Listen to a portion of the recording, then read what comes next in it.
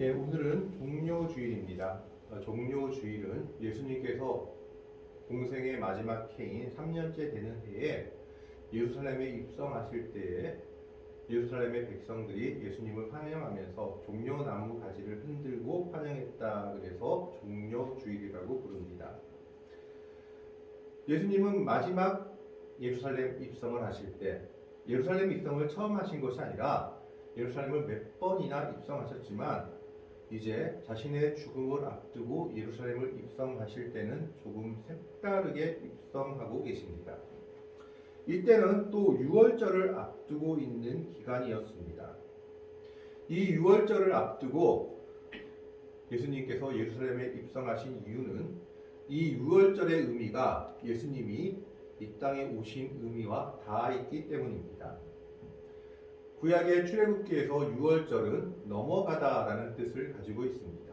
유월은 넘어가다. 그래서 유월절 혹은 과월절이다. 넘어갈 과를 써서 과월절이다라고 부르기도 합니다. 영어로는 패스오버, 넘어가다라는 뜻을 지니고 있습니다. 그러면 무엇이 넘어갔느냐 하면 우리가 잘 알듯이 하나님께서 이스라엘 백성들을 구원하시기 위해서 애굽 땅에 10가지 재앙을 내리셨는데 그 마지막 10번째 재앙이 바로 모든 장자의 죽음이었습니다. 심지어 동물까지도 첫 번째 난 새끼는 다 죽어야만 했던 것이 바로 10번째 재앙의 내용이었습니다. 이때 유대 백성들만 이 죽음의 화를 피할 수 있었는데 죽음의 화를 피할 수 있었던 이유는 하나님께서 명령하신 방법대로 어린 양의 피를 각자의 집에 모여서 문 지방과 인설주에 발랐기 때문입니다. 한마디로 말하면 들어오는 물 트류가 모든 들어오는 물 입구에 어린 양의 피를 바름으로 말미암아 장자 죽음을 피할 수 있었습니다. 그래서 죽음을 피한 그런 절기로 유월절이다라고 이야기를 합니다. 이와 마찬가지로 예수님께서도 지금 이 유월절을 맞아서 예루살렘에 들어오시는 이유 중에 하나가 우리들이 영원히 죽을 수밖에 없는 죽음을 피하기 위해서 자신의 목숨을 대속제물로 주시려고 들어오시는 길이기 때문에 이 유월절을 맞아 마지막 기간인 3년째에 예루살렘으로 조금 그 이전과는 다른 모습으로 들어오고 있다라는 겁니다. 보통 예루살렘에 들어올 때는 순례자들이 걸어서 들어오는 것이 관례였다고 합니다. 그런데 오늘 말씀에선 예수님께서는 나귀 새끼를 타고 들어오십니다. 그리고 또 열렬하게 사람들의 환영을 받고 들어오시는 것을 보게 됩니다. 이것은 마지막으로 예수님께서 자기가 어떤 분인지를 종료주의를 통해서 많은 사람들에게 알려주시기 위해서 들어오시는 겁니다. 그러면 오늘 말씀을 통해서 이 종료주일에 예루살렘으로 들어오시는 주님의 모습을 통해서 과연 예수님이 어떤 분이신지 우리는 한번 생각해 보고자 합니다. 6월절이 가까우면 흩어져 사는 모든 유대인들이 예루살렘으로 모였다고 합니다. 그래서 보통 예루살렘은 10만 명도 안 되는 인구가 살고 있었는데 6월절만 가까우면 100만 명 넘는 사람들이 모여들었다고 합니다. 역사가 요세푸스에 의하면 270만 명이나 되는 사람이 모여들었을 때도 있다고 기록되어 있습니다. 그러다 보니까 6월절이 되면 아무리 여인숙이 많다 하더라도 순례객들을 모두 다 예루살렘이 받아들일 수가 없었던 겁니다. 그래서 예루살렘 주변의 여러 도시에 흩어져서 심지어 산에서 텐트를 치고 장막을 치고 6월절을 기다리는 유대인들도 많았다라고 기록되어 있습니다. 그래서 오늘 본문 말씀에서도 그들이 예루살렘에 가까이 가서 감난산 벳바게에 이르렀다라고 했을 때 이 벳바게라는 곳도 예루살렘 주변의 도시로서 6월절을 준비하기 위해서 많은 사람들이 거처하는 곳 중에 하나였습니다. 이런 역사적인 사실이 있기 때문에 예수님이 마구간에서 태어난 것도 바로 이런 역사적인 사실 때문에 마구간, 있을 곳이 없어서 마구간에 있었던 것이다 라고 보여집니다. 어쨌든 이 마지막 공생의 기간, 3년째 되는 기간에 예수님은 예루살렘으로 들어가려고 무엇을 하시냐면 그 전까지는 그냥 제자들과 조용히 걸어 들어가셨다면 이제는 다른 모습으로 예루살렘을 입성하려고 준비하고 계십니다. 그것이 오늘 본문의 2절 말씀에 나와 있습니다. 21장 2절 말씀을 보면 이르시되 너희는 맞은편 마을로 가라. 그리하면 곧 메인 나귀와 나귀 새끼가 함께 있는 것을 보리니 풀어 내게를 끌고 오라 라고 얘기합니다. 다른 성경에는 나귀 새끼들만 나와 있는 기도 있지만 오늘 본문에서만 메인 나귀와 그 어미와 새끼를 같이 끌고 오라고 명령하시는 주님의 모습을 봅니다. 아마 새끼들이 젖을 깨지 않고 어미 품을 떠나지 않은 새끼들이었기 때문에 혹시 그들이 그러면 울고 그들이 또 떠나는 것을 그들이 또 어떻게 보면 헤어지는 것을 안타깝게 여긴 주님의 명령 같기도 합니다. 어쨌든 오늘 본문 말씀에서는 주님께서 제자들에게 어미 나귀와 새끼 나귀를 함께 세 개를 데려오라라고 명령하고 있습니다. 그런데 여기는 재미있는 것이 있습니다. 뭐가 재밌냐면 돈을 주거나 값을 지불하고 오라는 말이 전혀 없다라는 겁니다. 그냥 맞은편 마을로 가면 새끼가 있고 어미가 있는데 그 나귀들을 끌고 오라라고 명령하고 계십니다. 그래서 제자들이 걱정하고 있을 때 예수님이 말씀을 하나 더 하십니다. 3절의 말씀에 보면 만일 누가 무슨 말을 하거든 주가 쓰시겠다 하라. 그리하면 즉시 보내리라 하시니 누가 그 나귀들을 왜 끌고 가느냐 물어보거든 너희는 이렇게 대답하라. 주님께서 쓰시겠다. 이것을 통해서 오늘 예수님은 분명하게 나타내신 것은 예수님이 주님이시다라는 것을 나타내고 있습니다. 만물의 주요 만주의 주이신 예수님이다라는 것을 말하고 있는 겁니다. 그렇기 때문에 나귀와 이 나귀 새끼의 또한 주인이시기도 하신 분이시기에 그가 쓰겠다 하면 그 나귀 새끼의 주인들은 말없이 예수님께 나귀를 드릴 수밖에 없다라는 겁니다. 예수님은 맞은편 마을에 무엇이 있는지 확실하게 알고 계셨습니다. 메인 나귀와 나귀 새끼가 있는 것을 아시고 돈을 주고 사오라 하지도 않으시고 그냥 가져오라고 하십니다.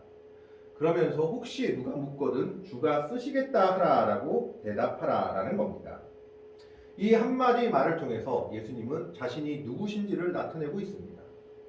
그는 하나님이시며 만주의 주이시며 만물의 주이시다라는 것을 오늘 말씀을 통해서 우리에게 말하고 있습니다.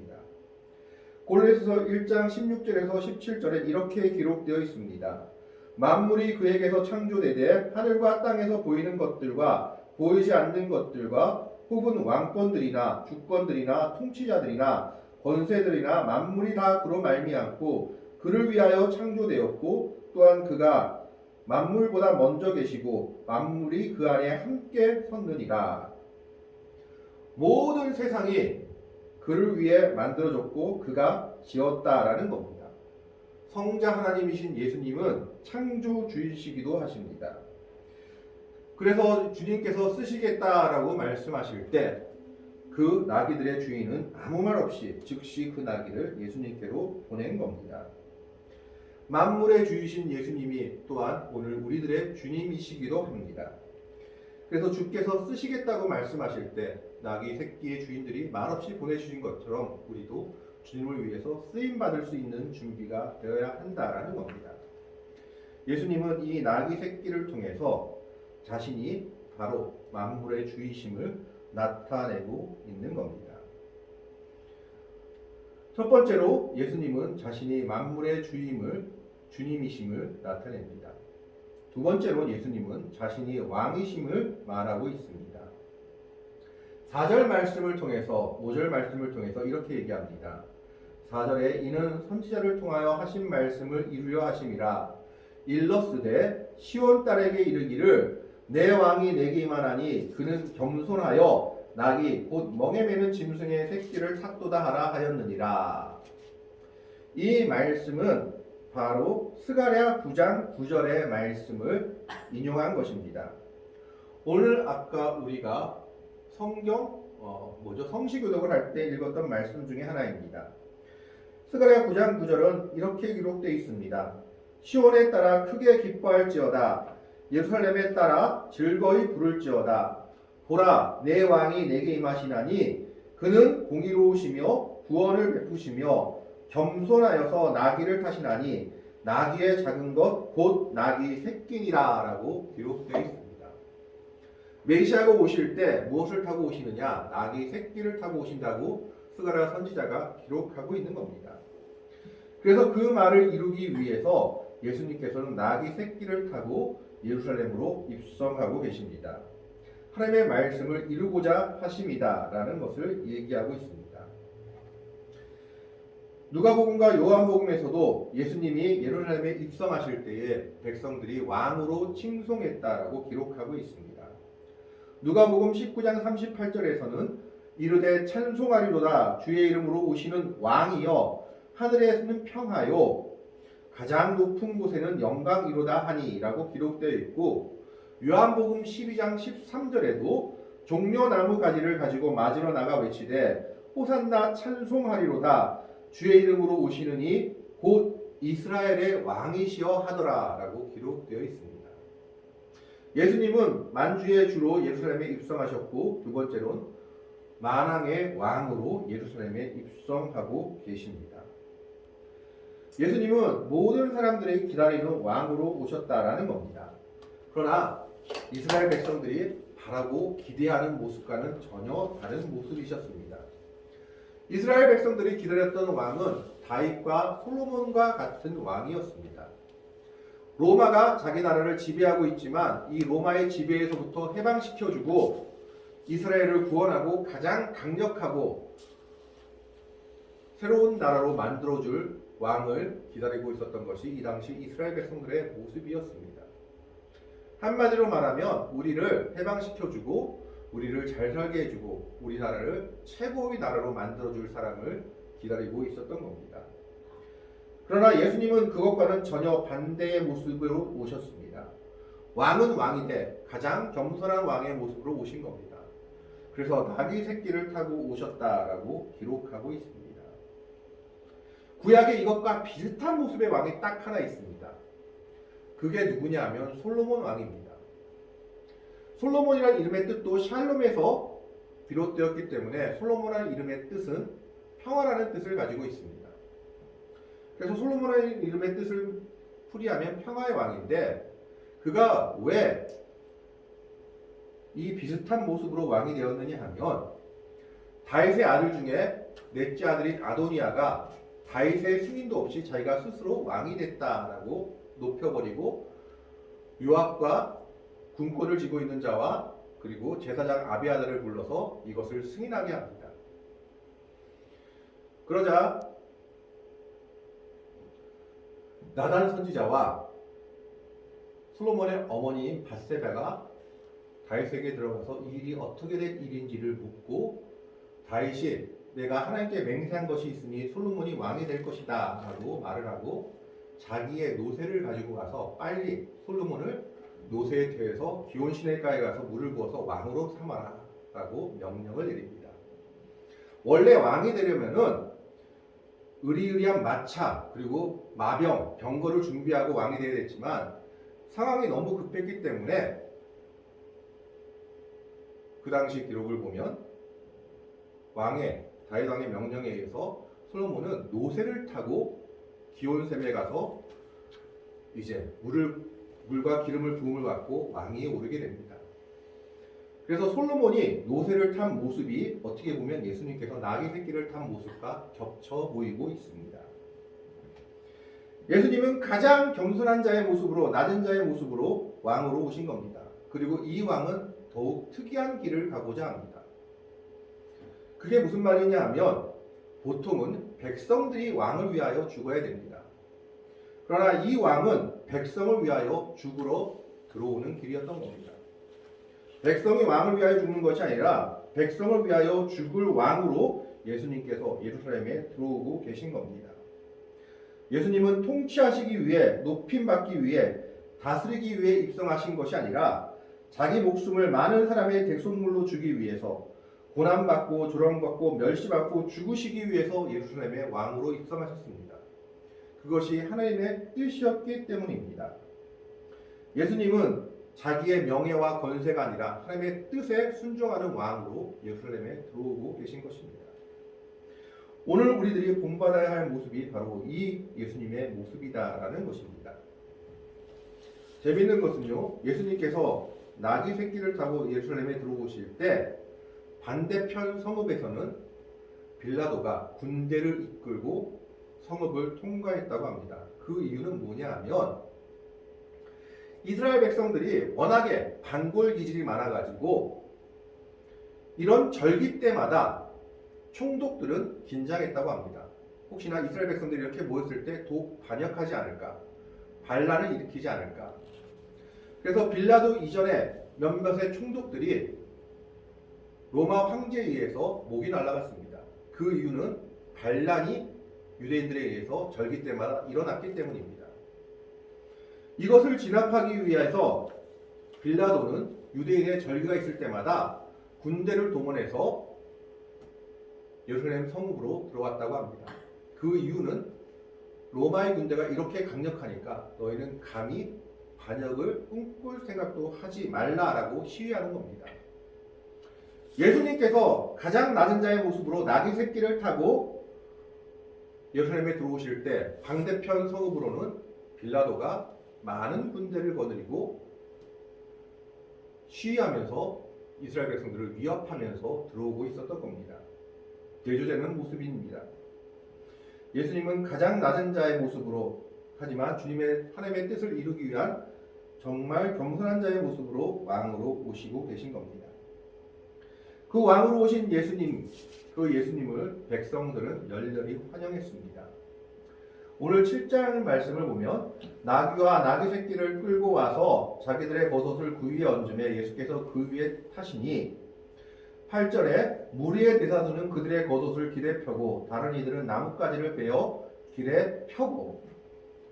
보통 개선장군 행렬을 할 때 붉은 주단, 붉은 망토를 깔았는데 그것이 없으니까 지금 예수님을 개선장군 행렬처럼, 왕의 행렬처럼 자기들의 옷을 깔고 그리고 나뭇가지를 깔고 들어오라라고 하고 있는 겁니다.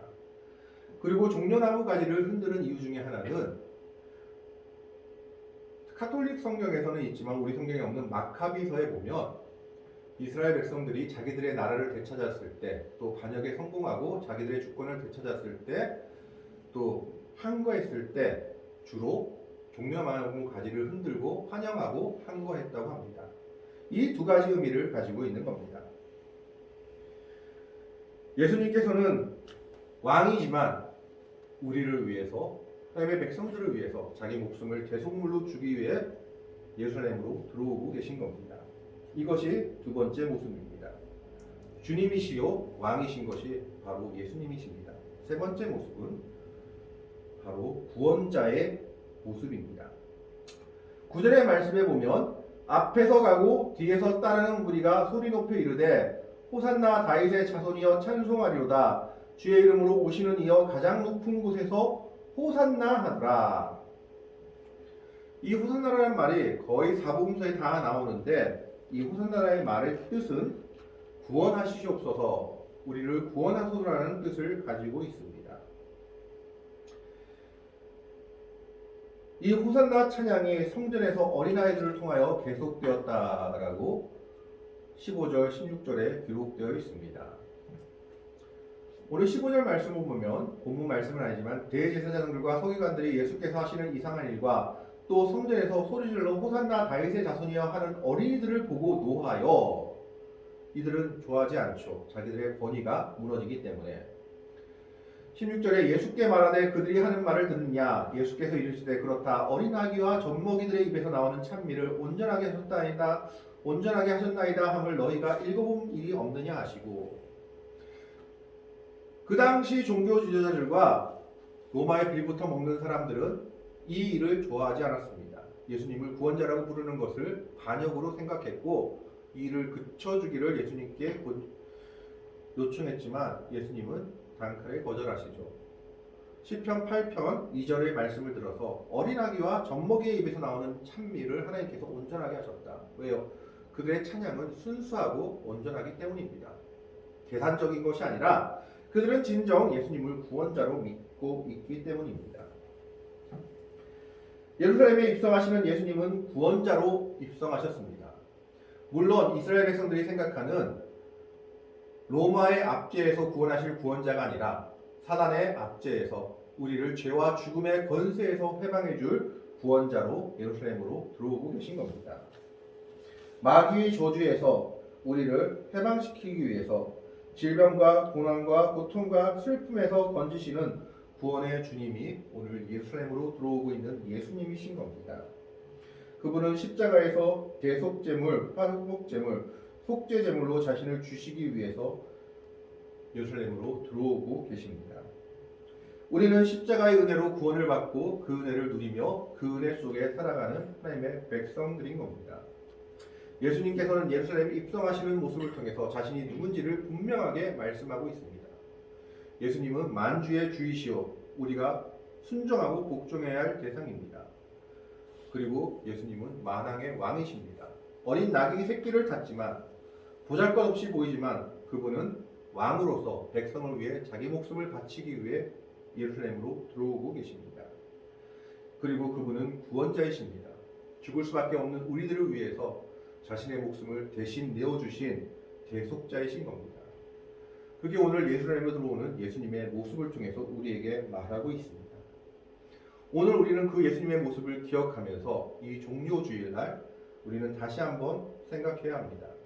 예수님이 진정 내 주님이신 것을, 예수님이 진정 나의 왕이신 것을, 예수님이 진정 나의 구원자이신 것을 믿음으로 고백하며 그분께서 쓰시고자 할 때 우리는 예라고 대답할 수 있어야 하며 그분을 왕으로 우리의 구원자로 고백하며 그 믿음을 가지고 주님 앞에 나아가야 합니다.